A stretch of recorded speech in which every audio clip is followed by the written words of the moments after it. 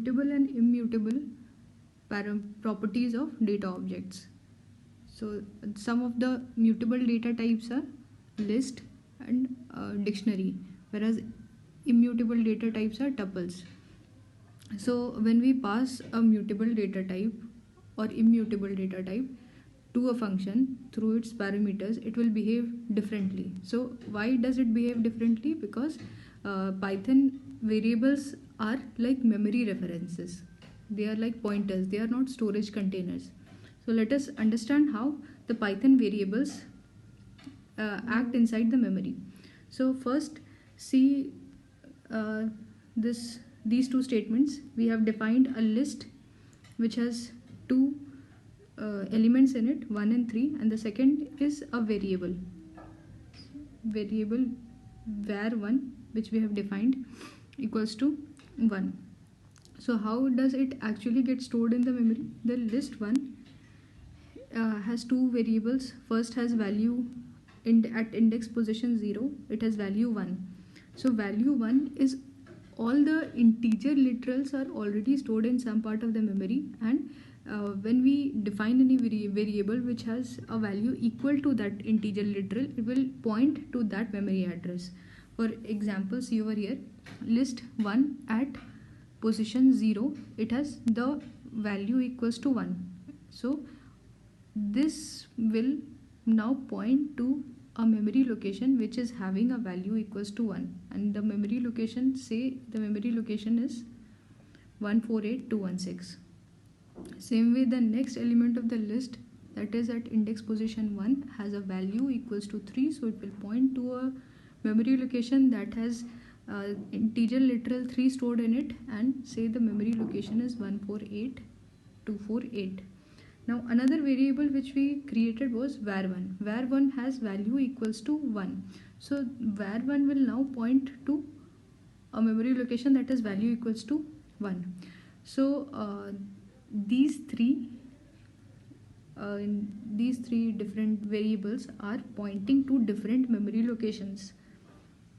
Now see what happens when we make changes to these variables. So if we say var, we are writing var1 minus 1. So earlier var1 was equals to 1, now 1 minus 1 equals to 0.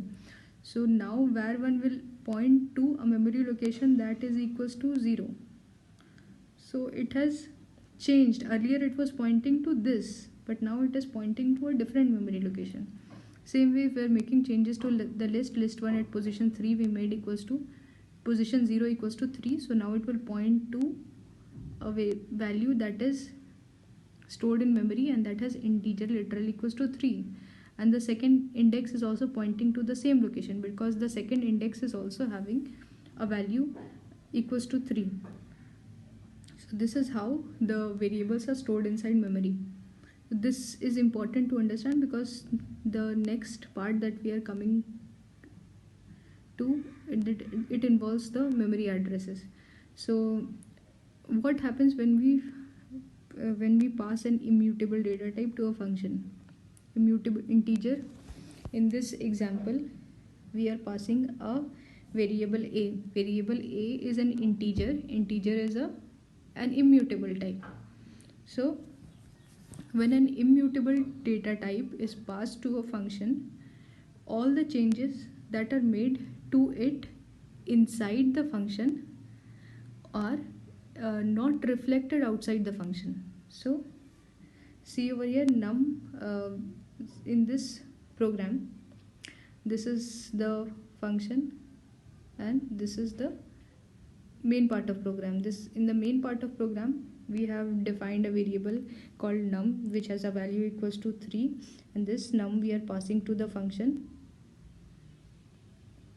So the variable a now contains a value equals to 3.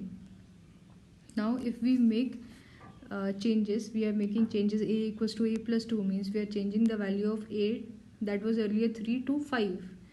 So if we print the value of a inside the function, we will get the value 5. But if we print the value of a outside the function, we will get value equals to 3. It will not make any changes. This was because we passed an immutable data type to the function. Immutable data types any changes made inside the function will remain only local to that function. It will not get reflected to the whole program.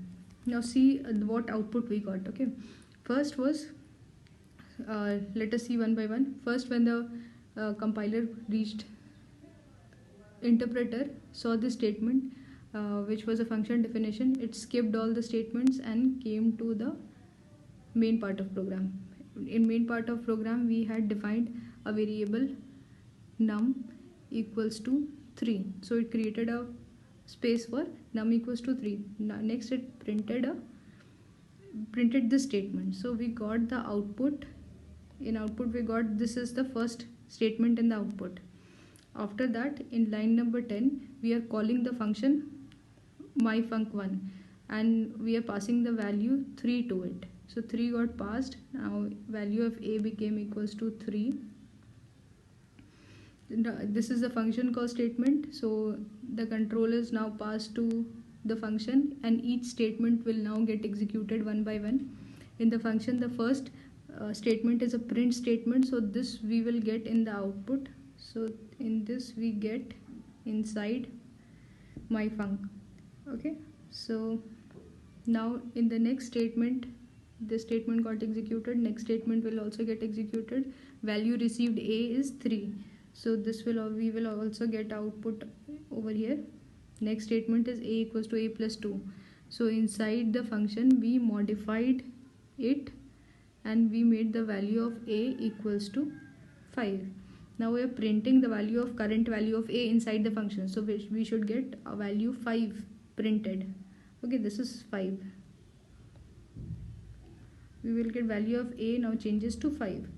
Now return, this statement got, these two got executed. Now we are returning, we are having another print statement which is saying returning from myfunc. So same, this will give the output of this line. Now the control is passed. After the statement is executed, the control is passed to the calling statement. Calling statement was this, so the next statement to be executed will be line number 11. Line number 11 says that value of num, it is trying to print the value of num. Inside the function it was 3, but we have come outside the function, so the value of num is printed as 3. So two things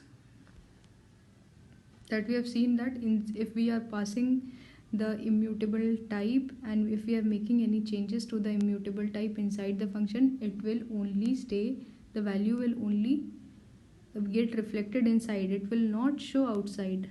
Okay, that is why when we tried to print the value of a inside, we got a 5 and outside the function we got the value as 3. Now let us see what happens when we pass in a mutable data type inside the function. Mutable data type are those data types which can change its value. Like for example, list is a mutable type.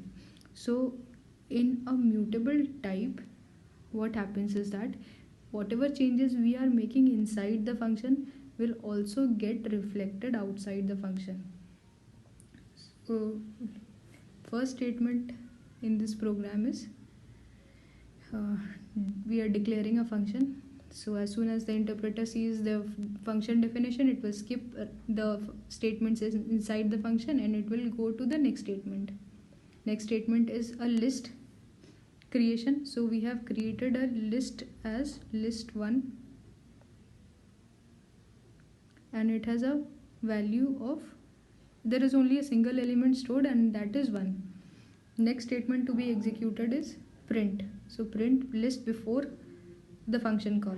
So when we write this statement, we will get an output this. Third statement is we are making the function call. So when the function call is made, we are passing the value of this list. Okay, we are passing this list to this function. As soon as the function call is made, all the statements in the function will get executed one by one.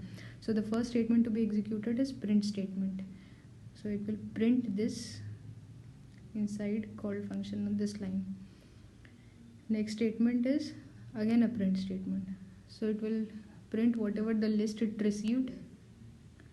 Next statement is we are making changes to the list. Now what changes are made? My list at position 0 plus equals to 2 means this will add value of 2 to whatever was stored at the position 0. What was stored at position 0? 1 was stored at position 0. So now it will be 1 plus 2 equals to 3. Okay, so 3 is now stored inside the list. If we print the list now, we will get a value of, now we will get value 3, because inside the function what changes we made, list 1 now has value 3.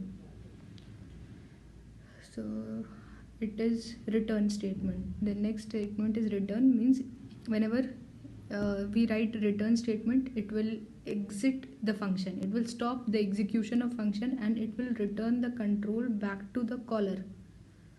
Okay, so the caller was called in that statement, line number 9, control will be returned, and the next statement is line 10. Line 10 we are printing the value of list 1.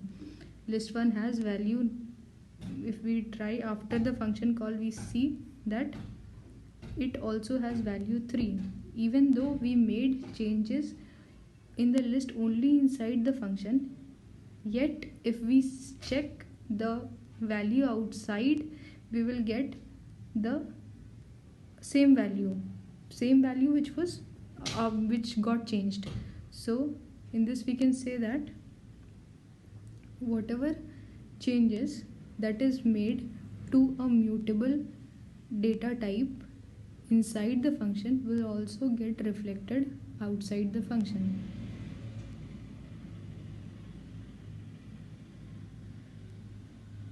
Now come to the next example. Passing a mutable type, but in this what we are doing is, okay, let us see quickly. First statement is this: we have defined a function, all these statement will be skipped, control will go to this statement, line number 10. In line number 10 it will create a list that has value 1, then it will print, then we are making the function call will take it to the function, and one by one the function's statements will get executed. First statement is print, so it is printing the statement inside the function call.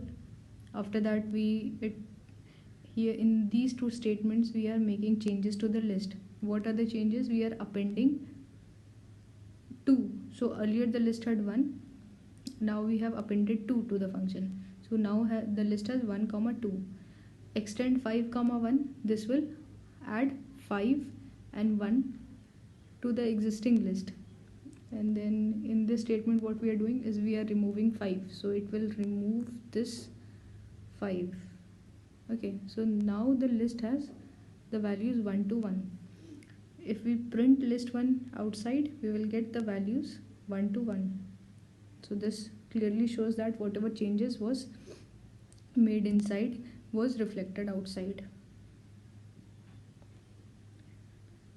Now mutable type, assigning a parameter a new value. So in this, what if we pass a mutable type, that is example is a list, if we pass it to a function, but inside the function what we do is we assign a new parameter to the variable. Example, my list was passed, but my list was assigned a new list.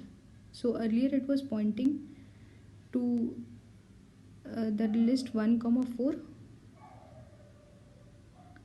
but as soon as you assign my list equals to new, the new has the values 3, 5. So it now stops pointing to this and it starts pointing to another list, that is 3, 5.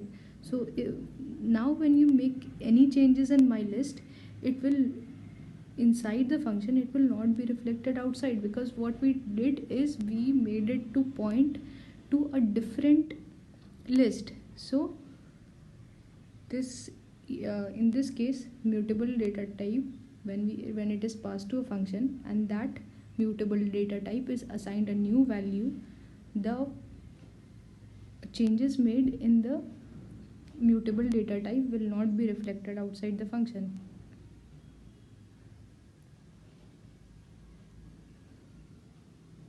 So in summary, let us see what happens.